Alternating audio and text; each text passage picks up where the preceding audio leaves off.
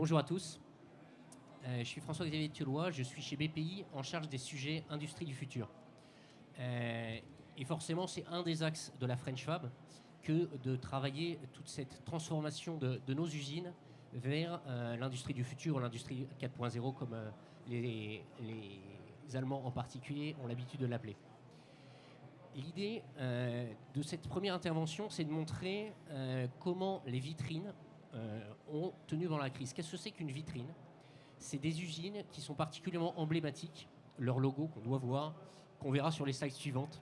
Leur logo met l'excellence de la French Fab. On parle vraiment d'usines qui ont entamé une transformation très impressionnante de tout leur système de production, du plus hardware au plus software et au plus humain. Et donc c'est vraiment ça qu'on va présenter. Et en fait, comment mes deux co-intervenants sont venus dans cette affaire, c'était en plein confinement, et je reçois d'abord un appel de Marcos. Marcos qui travaille chez Schema Business School, qui est directeur pédagogique d'un de nos programmes accélérateurs, et qui me dit, j'ai envie de faire une étude scientifique sur comment est-ce que l'industrie du futur a permis de tenir pendant la crise Covid. Je dis, c'est vraiment un super sujet, on va s'orienter vers les vitrines, parce que justement, c'est des usines particulièrement emblématiques, etc. Et une semaine ou deux après, Alexandre, qui travaillait à l'époque à l'AIF, maintenant il est reparti au CETIM, à l'AIF, Alliance Industrie du Futur, m'appelle en disant on voudrait faire une enquête sur comment est-ce que les vitrines ont tenu pendant la crise du Covid. J'ai dit bon, c'est génial, on a un scientifique et deux industriels pour comprendre ça. Allons-y. Et donc on a fait à ce jour 8 interviews longues, vraiment des entretiens d'1h30 avec des vitrines qui vont plutôt de la PME à l'ETI. On n'a pas tellement visé de grands groupes parce qu'on sait que ce n'est pas forcément le cœur de la French Fab. Et donc l'idée c'est qu'on vous fasse un peu un retour entre guillemets à chaud de comment est-ce qu'ils ont tenu pendant la crise pour vraiment voir à quel point c'est ça qui va assurer la résilience de l'industrie française dans les années à venir. Marcos. Merci. Bon, on va démarrer en vous expliquant un peu les cadres d'analyse de cette étude. On s'est basé sur une matrice, un modèle d'analyse très classique de McKinsey Consulting qui est utilisé depuis 40 ans. Donc on ne peut pas réinventer la roue, même si on a rajouté une dimension, une 8e dimension, comme on va voir tout à l'heure.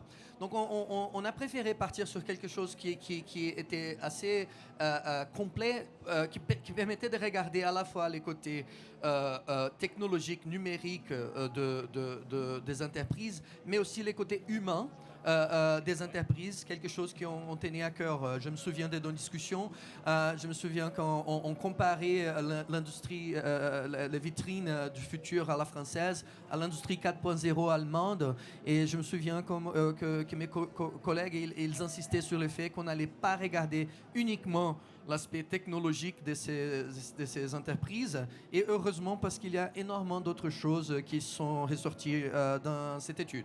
Donc pour vous expliquer, donner une petite vision d'ensemble de ce modèle, il commence bien sûr avec la question où je vais, comment y arriver. C'est-à-dire que la stratégie reste la tête du corps organisationnel et qui va guider les pas de l'organisation. Mais pour aboutir à une certaine stratégie, il faut bel et bien avoir une structure qu'on a constaté parmi les entreprises très agiles, flexibles, très capables de se réadapter aux enjeux stratégiques changeants, notamment en période de crise, comme c'est le cas. Bon, il faut bien sûr de la technologie pour en faire. Il faut des systèmes numériques, il faut des systèmes de contrôle, il faut des systèmes de communication pour rester agile, rester compétitif. Rien de ces trois choses ne nous paraissait surprenant puisqu'on est en train de regarder des vitrines du futur. Donc on s'attendait à avoir des entreprises qui avaient une stratégie de pointe, qui allaient très vite rebondir ou restructurer leurs opérations autour des enjeux du Covid, et notamment grâce à leur système, grâce à leur dimension digitale. Ce qu'on était plus curieux de savoir, c'est le côté humain de ces entreprises, à quel enjeu pour ces côtés-là. Et c'est là qu'on va mettre un doré staff avec qui, style, avec quel leadership, quelle culture organisationnelle on va mener les changements et avec quelles compétences sont importantes à développer.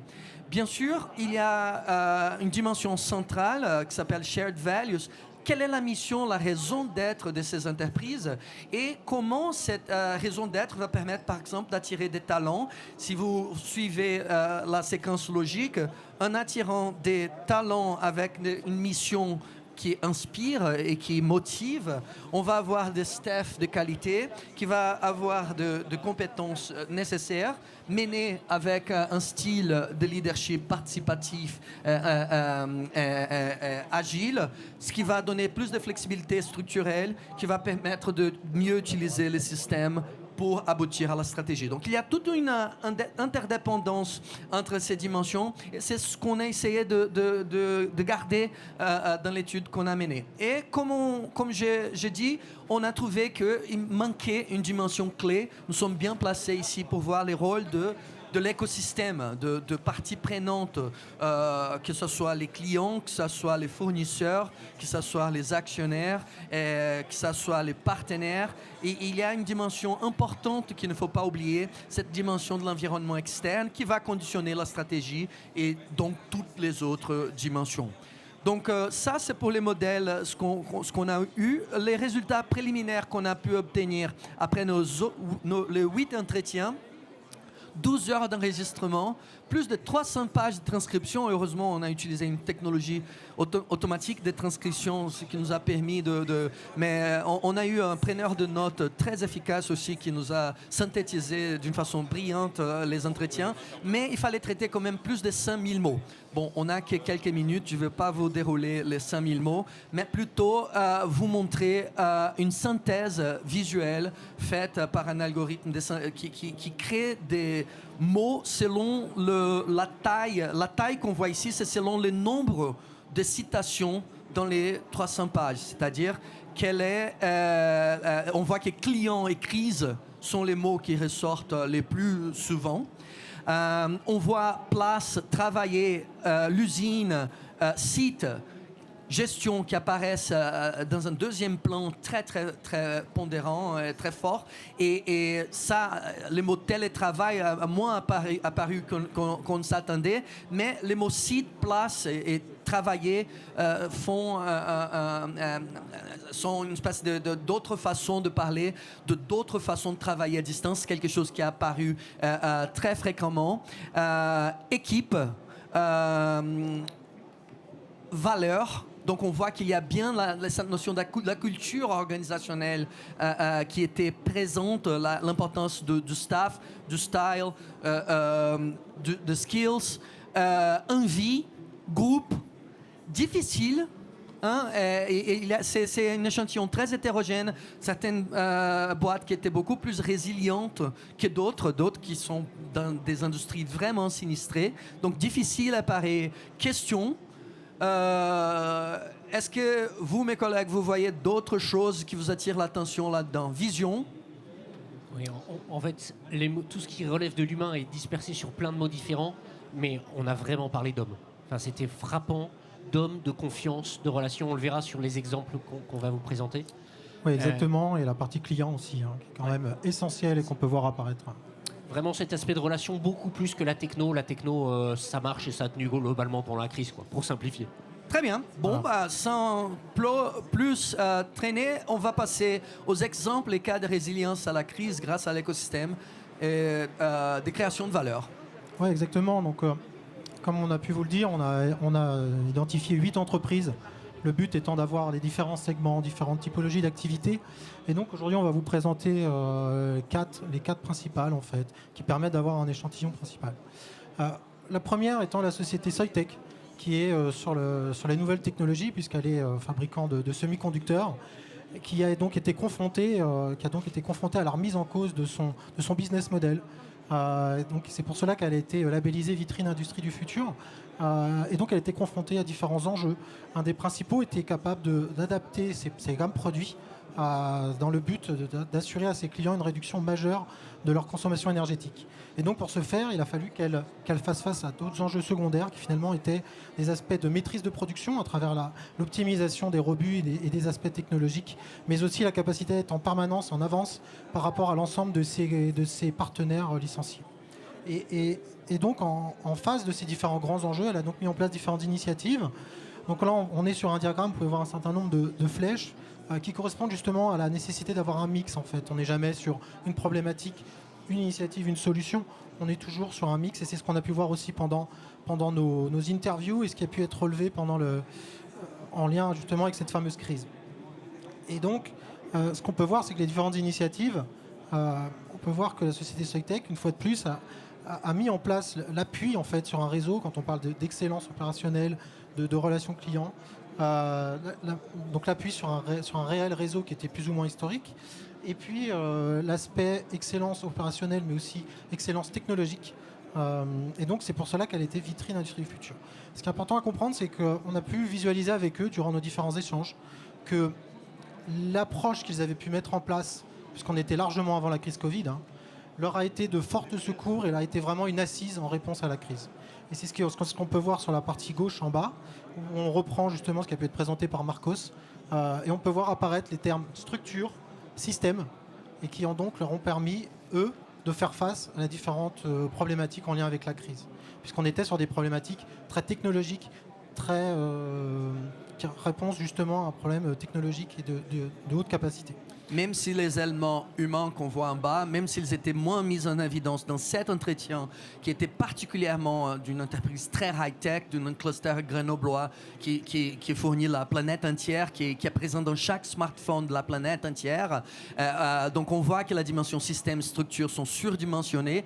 N'empêche que les 4 composants humains ont été cités avec fréquence dans ce cas aussi. Exactement. Et donc, une forme de conclusion aussi, c'est de dire, sur ce cas précis, de dire l'importance aussi des stakeholders, de l'écosystème, puisque de par cette démarche d'origine, en fait, d'ouverture, d'aller voir ce qui se passe ailleurs, ainsi de suite, ils ont réussi donc à s'appuyer sur l'ensemble des partenaires, voire des partenaires directs, mais aussi des confrères, ou même voire des concurrents, pour voir un petit peu ce qui se passait, et ainsi de suite.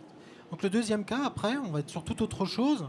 On est vraiment sur de la sous-traitance aéronautique d'usinage, sur une entreprise d'une taille beaucoup plus modeste, Soitec étant un peu plus de 1200 personnes pour un peu plus de 400 millions d'euros de chiffre d'affaires.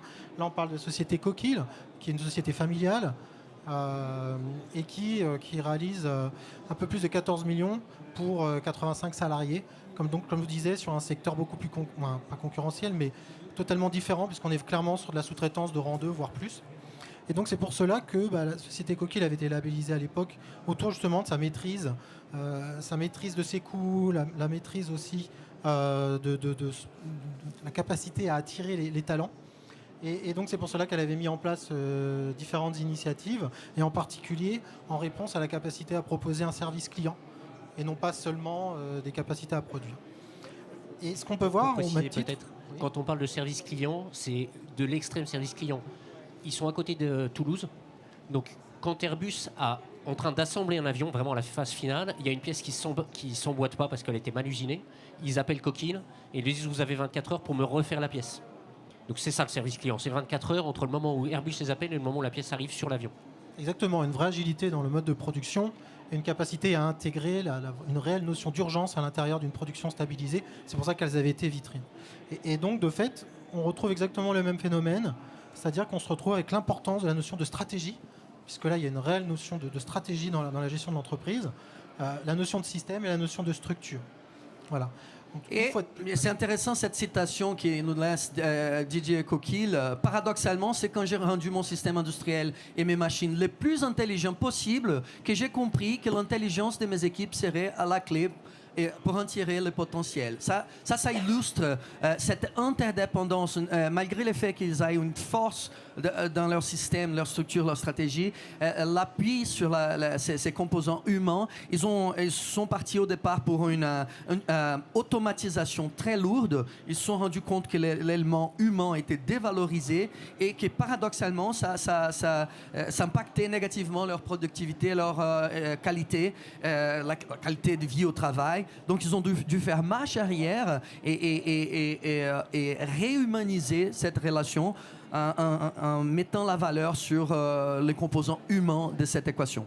Exactement. Et donc, dans la gestion de la crise, il a pu être constaté donc l'intérêt d'avoir fait un petit peu machine arrière à ce niveau-là, un petit peu moins de technologie, un petit peu moins de développement divers, mais plutôt une réelle agilité et la captation de marchés divers. Voilà. Si on passe à la Normandise, retenez bien ce que disait Coquille. La Normandise, c'est une entreprise qui fait de l'aliment, donc comme le nom l'indique, en Normandie, à côté de Vire.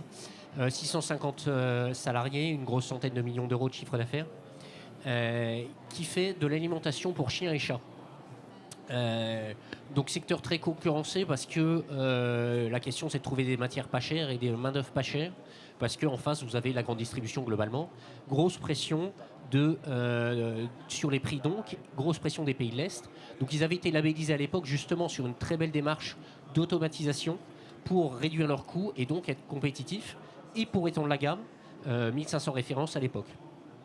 La crise arrive et là ils ont fait remarquer qu'ils étaient vraiment entreprise critique. Parce que évidemment ils nourrissent pas de l'homme en tant que tel, mais un chiffre qui m'a vraiment frappé, c'était quand le dirigeant nous dit bah, écoutez c'est simple, si nous arrêtions, nous consommons l'équivalent de 2 millions de steaks par jour. 2 millions, c'est quand même beaucoup. En fait, c'est des abats que nous prenons, parce qu'évidemment, ce n'est pas les pièces élégantes que les hommes vont manger, c'est les morceaux dont personne ne veut qu'on va broyer pour donner aux animaux.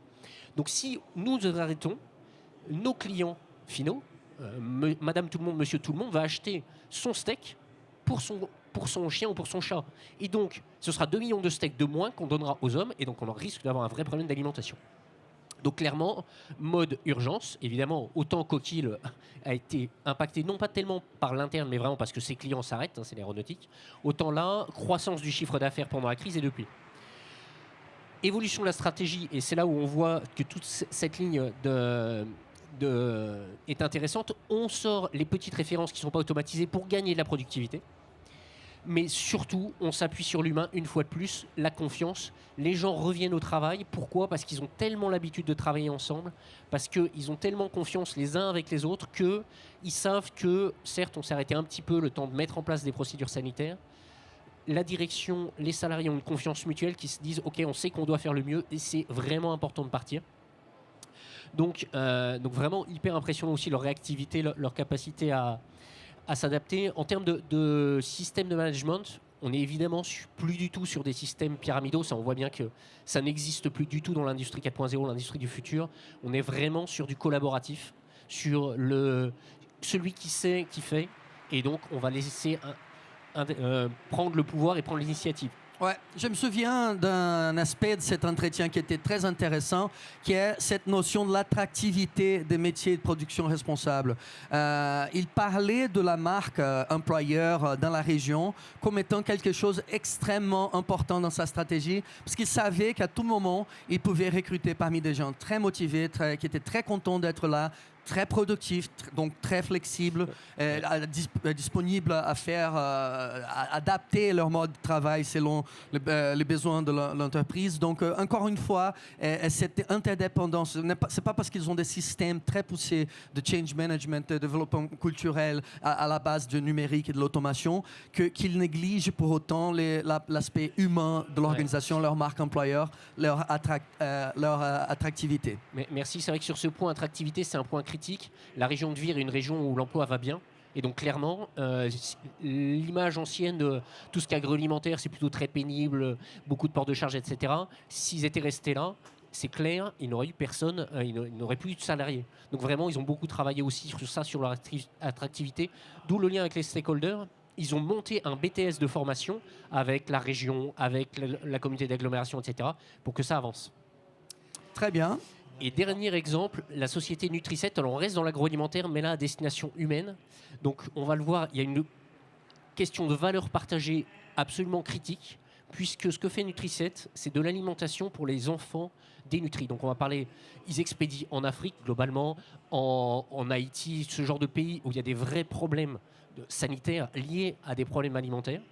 Et donc, vous imaginez bien l'importance pour tous les salariés de se réunir, et à nouveau on reparle d'attractivité, parce qu'il y a un but commun, c'est nourrissons les enfants qui sont en problème de santé pour cause de mauvaise alimentation.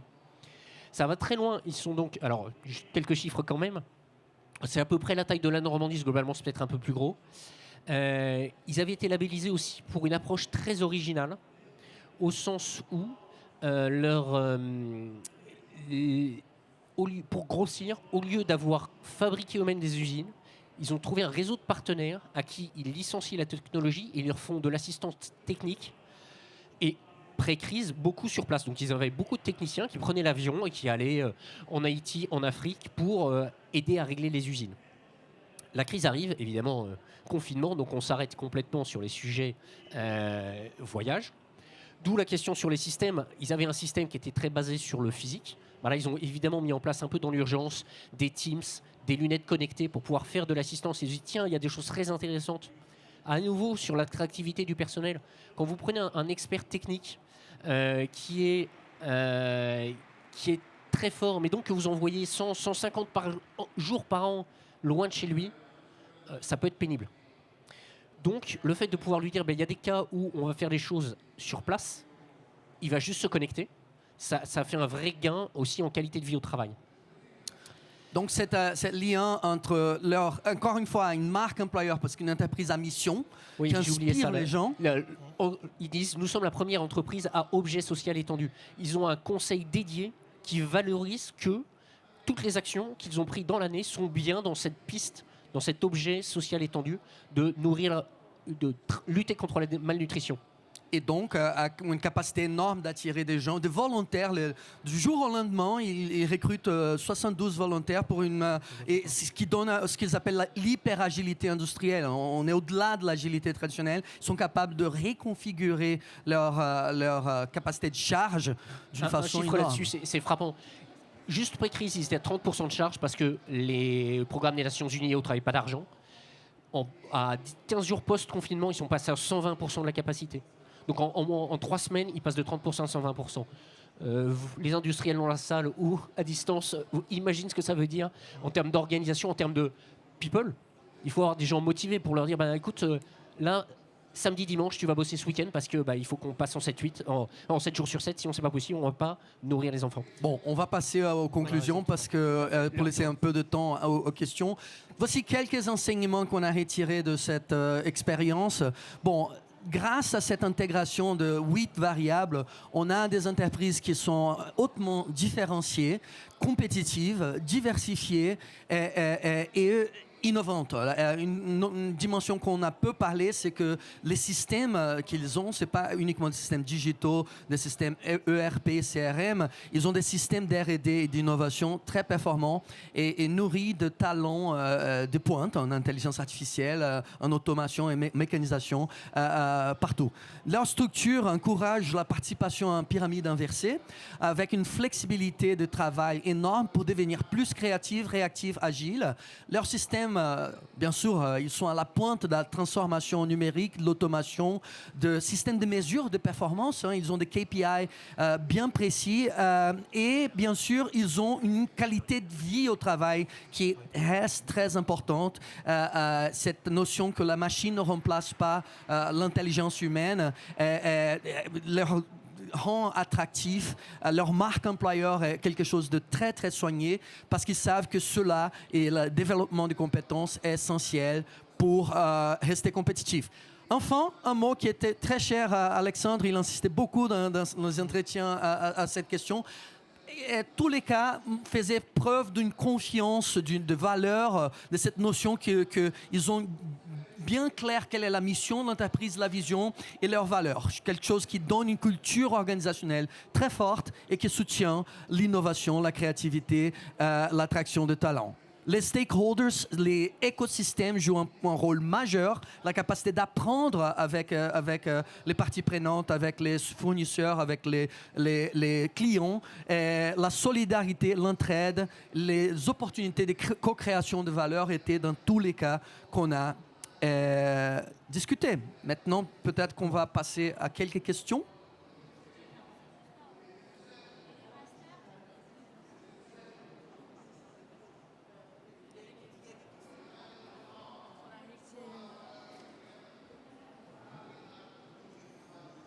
Moi, j'ai une question à vous poser en attendant d'autres questions.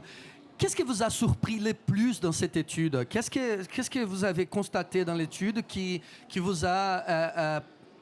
vous attendiez pas exactement à trouver ces éléments-là?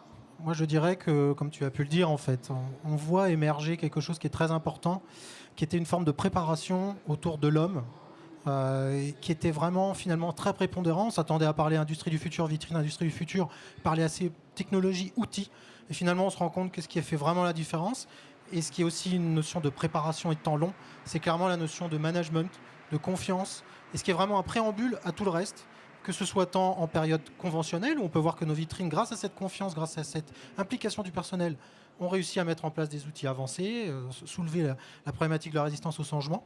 Et puis encore plus en période de crise, où en fait on se rend compte que vu que le personnel a clairement confiance, on a pu revenir sur le cas de Nutriset, où les gens sont tellement investis dans les valeurs de l'entreprise que c'est eux-mêmes qui ont demandé même à revenir, entre guillemets, à être vraiment proactifs sur comment adapter les postes, et ainsi de suite. Et on était très très loin de la notion de droit de retrait, par exemple, ou la notion de défiance, et qui a permis aussi d'utiliser, alors dans un second temps, l'importance quand même des outils du numérique, étant donné qu'on était sur des vitrines de l'industrie du futur, elles étaient quand même déjà prédisposées à avoir cette habitude de travailler avec des outils du numérique. Et finalement, je dirais, très surpris de fait de se dire, bah, écoutez, nous, hormis l'aspect marché, comme on a pu le voir quand même sur l'aéronautique ou d'autres, tout le reste, en fait, l'aspect fonctionnement n'a pas été, alors a été compliqué, mais n'a pas été si catastrophique que cela finalement.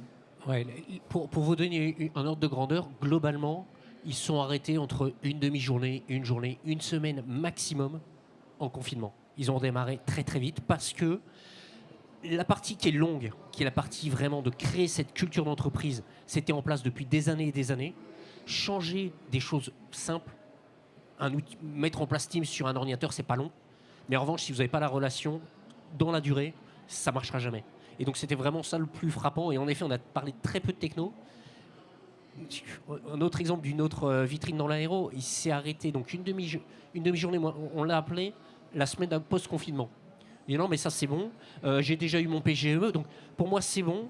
En revanche, j'ai une vraie inquiétude sur mes clients. Et en fait, donc la vitrine en question, qui est JPB System, qui va intervenir bientôt d'ailleurs sur Bang, s'est arrêté au bout de 2 mois, parce que évidemment là, quand le marché s'arrête, vous ne pouvez plus faire grand-chose, malgré la relation de confiance aussi avec vos clients, parce qu'on a parlé stakeholder, le client aussi, quand vous lui avez montré que dans la durée, vous étiez là pour l'aider dans ses problèmes, il est là. Bah, super. Des questions? Des questions? On va peut-être en attendant une dernière question, parler des perspectives de ce qu'on va faire avec tout cela.